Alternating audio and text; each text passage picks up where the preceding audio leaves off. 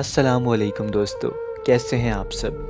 دوستو، اس چینل پر میں صرف ڈرامہ سے ریلیٹڈ کہانیاں سناتا ہوں، یعنی کہ ناول۔ لیکن میرا مقصد آپ کو ڈرامہ دکھانا نہیں ہے۔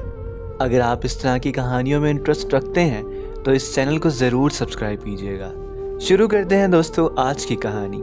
یہ کہانی خاور اور اقصیٰ کی ہے۔ خاور بتاتے ہیں کہ میں ایک شہر میں رہنے والا لڑکا تھا اور اکثر اپنی چھٹیاں گزارنے اپنی پھپھو کے پاس گاؤں جاتا۔ جب میں میٹرک کے امتحانات سے فارغ ہوا تو چھٹیاں گزارنے گاؤں گیا۔ میرے پھپھو کے گھر ہی میری کزن اور اس کی بیٹی رہتی تھی۔ اس کی بیٹی کا نام اقصیٰ تھا۔ میری پھپھو اقصیٰ کی نانی اماں لگتی تھی رشتے میں۔ جب میں وہاں گیا تو میں نے وہاں اقصیٰ کو دیکھا، جو مجھ سے تقریباً 4 سال چھوٹی تھی۔ وہ انتہائی بھولی سی صورت والی خوبصورت اور نفیس لڑکی تھی۔ اس کی مسکراہٹ بہت حسین تھی۔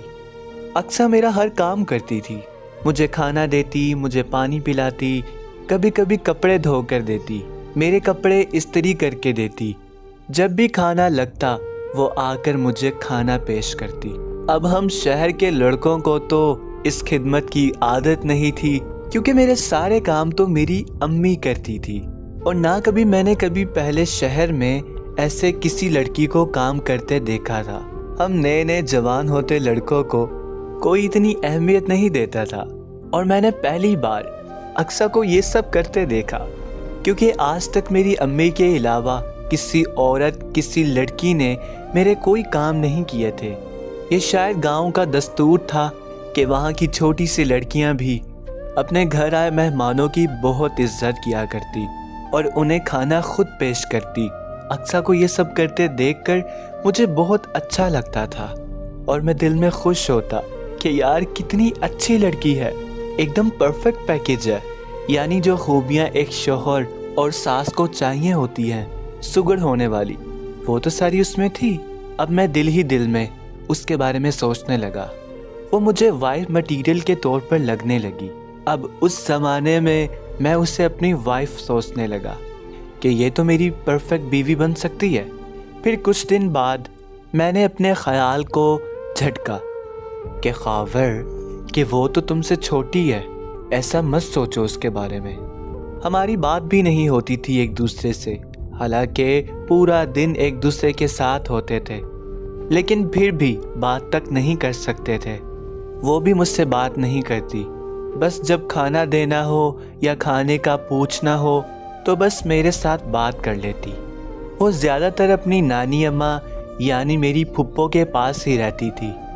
میں نے اس سے ایک دن بولا، اقصیٰ میری چھٹیاں ختم ہونے والی ہیں، کیا تم پھپھو کے فون سے میرے ساتھ کبھی کبھی بات کر لیا کرو گی؟ اس نے ہنس کر ہاں میں سر ہلایا، اور میں خوشی خوشی گھر جانے کی تیاری کرنے لگا۔ چھٹیاں گزار کر ہی میں اپنے گھر واپس آ گیا۔ گھر آتے ہی میں نے اس کو میسج کیا، اور پھر بہت لیٹ شام کو اس کا رپلائی آیا۔ ہم نے سلام دعا کی اور ایک دوسرے کا حال چال پوچھنے لگے۔ اچھا، میسج پر بھی ہم ایک دوسرے سے اسٹریٹ نہیں ہو گئے، اور نہ ہی کوئی زیادہ بات کرنے لگے۔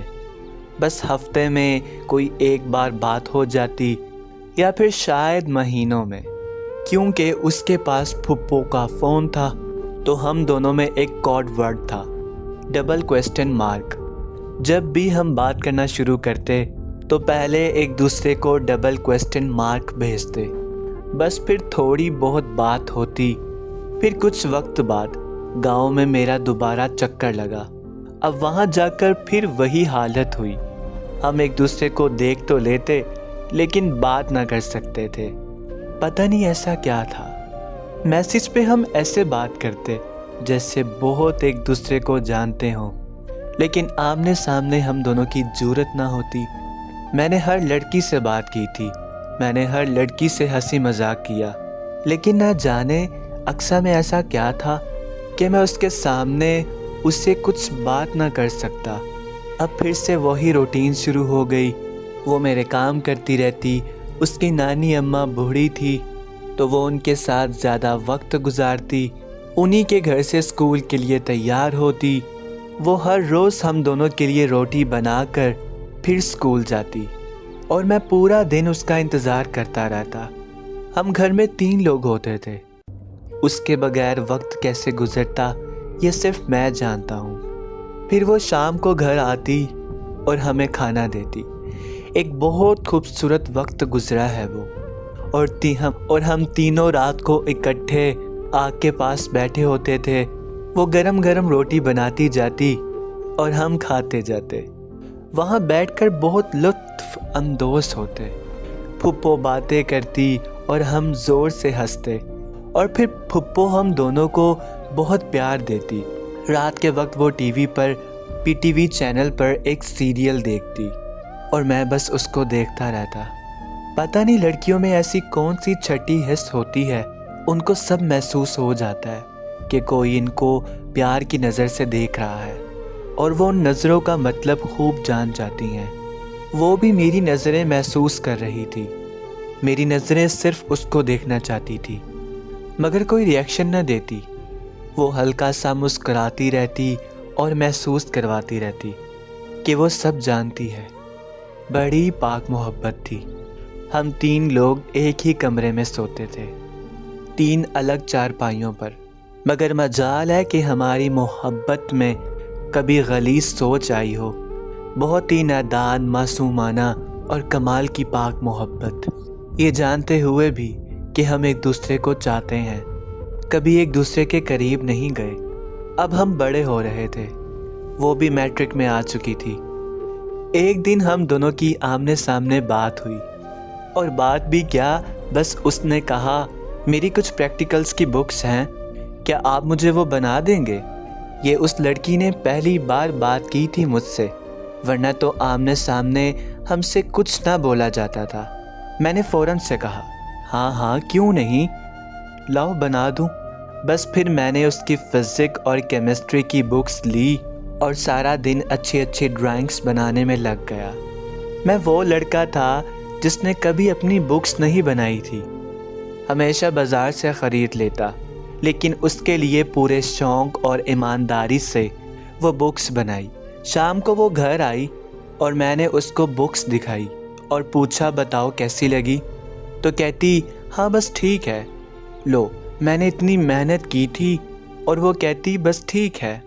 پھر ایک دن ایسا ہوا، وہ اسکول جانے کے لیے تیاری کر رہی تھی، اور جب وہ اسکول جاتی تو آنکھوں میں کاجل لگاتی، اور کاجل لگانے سے کیا حسین اس کی آنکھیں لگتی، اور جب وہ نقاب لگاتی باہر جانے کے لیے، وہ لڑکی قاتل نگاہوں والی تھی۔